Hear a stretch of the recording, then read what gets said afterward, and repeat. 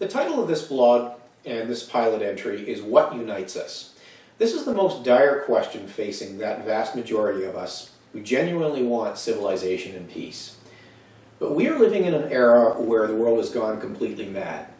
Anyone can see that from a cursory look at the uptick in violence, tyrannical behavior, self-destructive behavior, and a thing called certitude. Certitude is the root of our decline into madness, and it will be the topic of a blog post of its own coming soon. Another threat is false animosity and division. There are many ill-intentioned individuals with ill-conceived ideas who are dividing us into warring camps. They're doing this by tricking us into buying into fictitious and harmful dichotomies. More about this in another blog post as well, called Divided and Conquered. Returning to sanity and peace depends on realizing that we human beings have a lot of common ground. This blog is about what I think unites the human race. It's always a work in progress, and I'd love to hear everyone's feedback, everyone's contributions, and disagreements. I'm not saying that we've not made a lot of progress in major areas as well either. We have, and I'll be discussing that in my blog as well. But don't make the mistake of believing that the human race needs to become more interconnected. It already is. The human race has been highly interconnected for tens of thousands of years. Today, the human race is more interconnected and interdependent than it has ever been. But interconnectedness is a double-edged sword, which will lead to greatness or destruction, depending on whether or not we end certitude.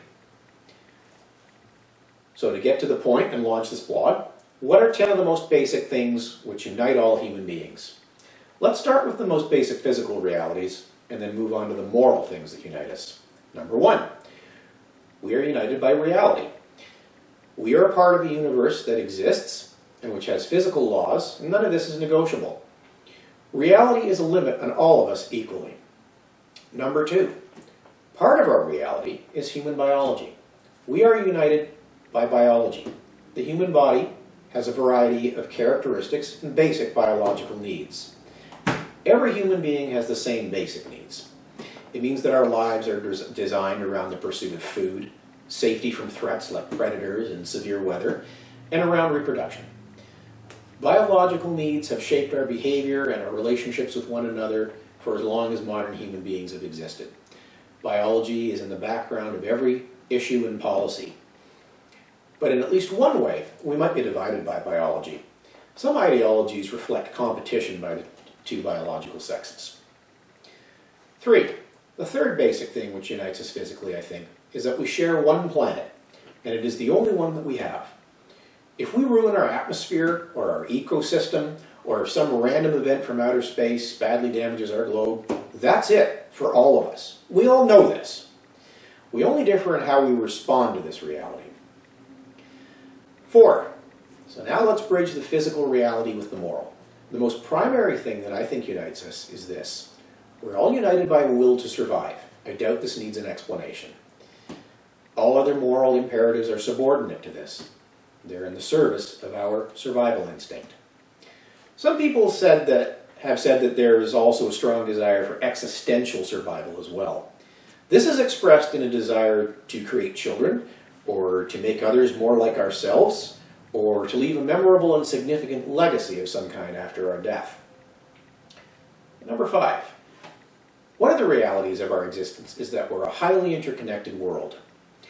We are united in the most literal way by interconnectedness and interdependence.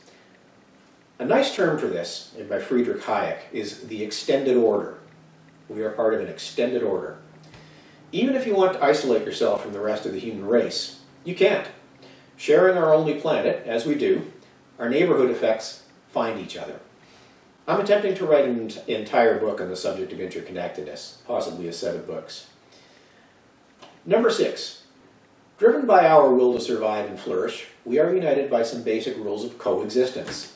For literally tens of thousands of years, the entire human race has engaged in experimentation and trial and error along with each other. By trial, error, and experience, the entire world has come to recognize these basic rules. They were not conceived by a few special individuals, nor are they a product of just one corner of the world or one culture. They are not an invention. These rules were discovered and validated by people all over the earth independently. They're rules which are logically imperative if we want to live in peace. Violating these fundamental rules leads to severe harm. This will also be its own blog post. Number 7, we are united by rights. We human beings all have some basic rights. They are universal. And a violation of any of these rights is an attack on the person whose rights are being violated. So rule number 1 of peace and sanity is this: don't violate someone's basic human rights. It's important to clarify something else here too. Because of the sloppy use of language for a long time, there's an all too popular misconception about rights. The misconception is this: that rights can somehow be taken away or be missing. No. When a right is violated, that is not an absence of that right. The right exists. The victim is merely being denied the ability to exercise his or her right, a right which she naturally has. An example: women's right to vote. They fought for it because they always had that right. They were being denied the exercise of that right until a certain point in time. But the right was always there. One doesn't fight for a right that one doesn't have. Number 8, we're united by a desire for peace. Now, this one is not absolutely universal. It's a sentiment, so it can be situational. When I say that people want peace, I'm saying that generally, at most times, most people value peace very highly. Clearly, a minority does not value peace and prefers violence as a way of life. But everyone has their personal threshold at which peace is not worth its cost, such as when our children are threatened by a human predator and we need to intervene with force. But even self-defense is motivated by a desire for peace. Defense comes from a will to end violent aggression. Montessori would say that peace is a natural state of being, not merely the absence of war. Good point. But defense comes from a will to have peace. Peace is a general, normal human desire. Number 9, we are united by a desire to be valued individually. This is pivotal to peace. Honoring that desire to be valued individually is the price we pay for a return to sanity. Finally, and maybe the most important common characteristic of it all, number 10, we all make mistakes. Just as we're united by our ability to reason, we are united by the fact that we're fallible individuals. We make mistakes because every single one of us always has incomplete knowledge of everything.